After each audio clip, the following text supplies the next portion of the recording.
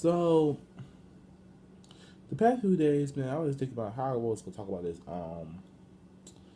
episode right here, man. I was gonna finish off this whole 3 part episode thing, man. And I was thinking to myself, what can Nintendo really do to ensure they get third party support? And my only answer was this.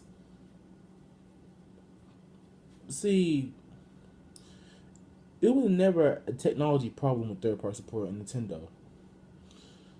For you see, man, it was all about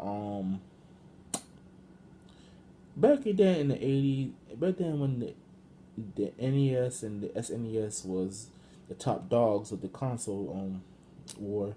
Um, well, Nintendo was, how can I say, selling selling quality license, so that way that they'll have control over the quality of third party games. I mean, it wasn't like, hey, look, send to take that back and redo it over and stuff like that. It was like they gave them an option like you can finish off what you have here and make it a great quality game, or it's on you. Do you want to take that back and redo your vision over? They gave you a choice with it, most likely. But it wasn't this. That won't do. But they would turn down games if there was unfinished, unbroken. Oh, seriously. Um,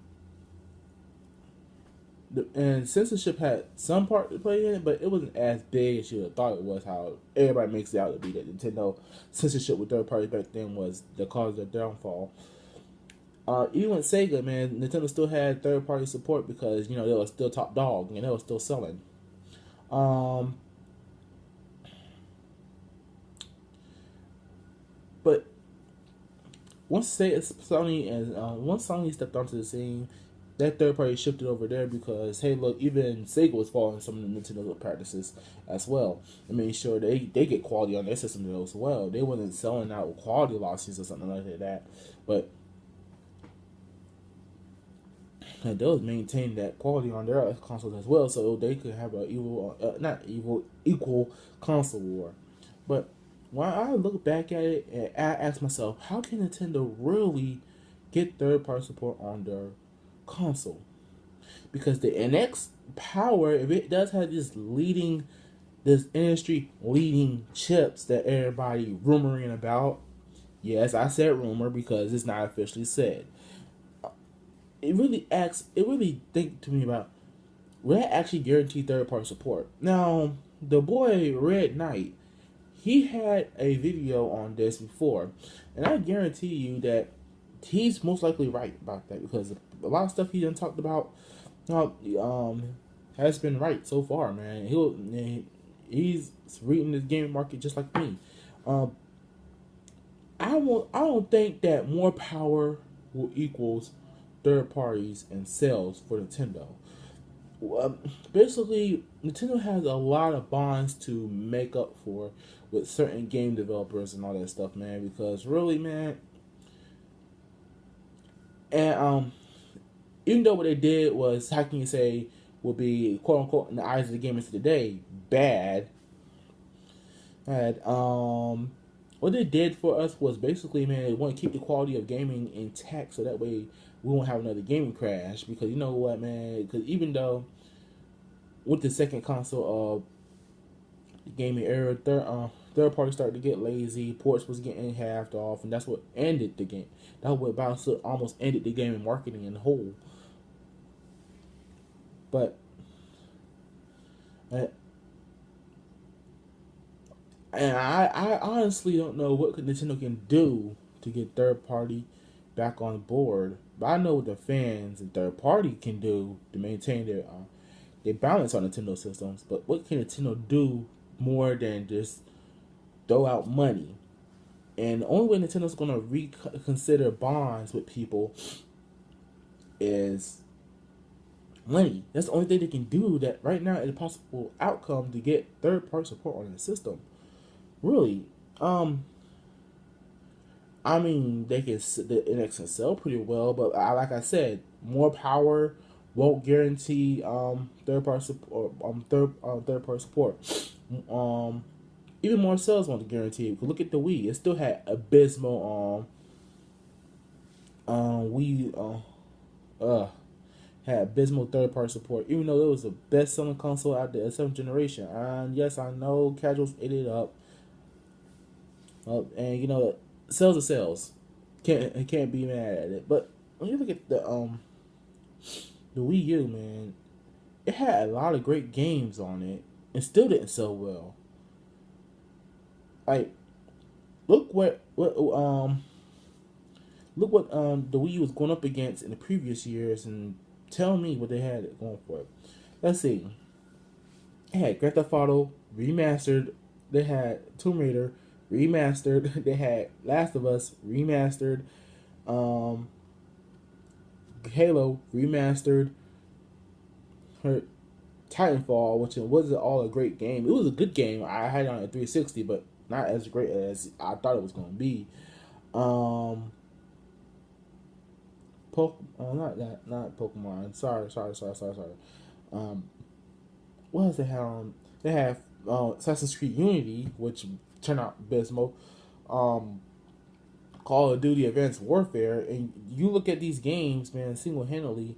You look at these games, and then when you look back at Nintendo's games, you had Donkey Kong Tropical Freeze, which was a hard as game.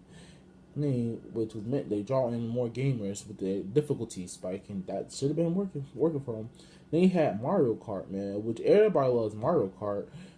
They had Smash Bros, a big seller for Nintendo. They had Bayonetta, and they had Hyrule Warriors. Everybody liked the Dynasty Warriors series, so what can make it more badass than just having Zelda in it? And then they had One for 101, Pikmin, and Super Mario 3D World, if y'all want to count that game. And then when you look at this year, they had Splatoon, a big shooter on their console that sold surprisingly well.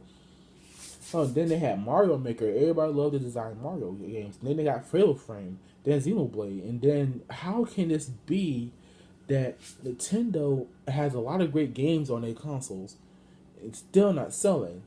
You would have thought the Wii U would have been up to 14 million by now. But it's not. Alright, so what can Nintendo do to ensure great third-party support? It's beyond me. Right now, the only options is spreading the love with that cash.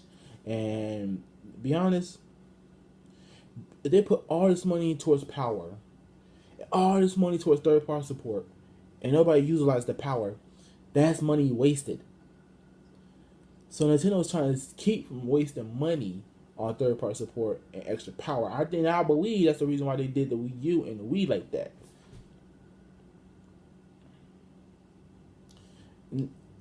That's not such a bad thing. If Nintendo want to keep money to themselves to make sure they don't be wasting money, because that's putting it smart, man. Use your brain and not your head, because Nintendo did play this game before. They know the game very well. They're not gonna keep spending money if third party support is not going to do right by their customers. They're not going to keep spending money if customers doesn't do right by third party support, and they're not going to keep spending money if third party support doesn't use the hardware like they're supposed to. So with the NX coming out soon, well, 2018 or 17, not that soon. Jesus Christ, no. We I can't really say how Nintendo's going to maintain third party support, because even if you look at the people who are looking at the NX, like EA, Square Enix, and such, they're saying, I don't know. We keep looking into it, or we may be. Even when the Dragon Quest 11 was announced, they said we may consider putting it on the NX. People keep on saying they did say it, but they said we may consider putting it on the NX.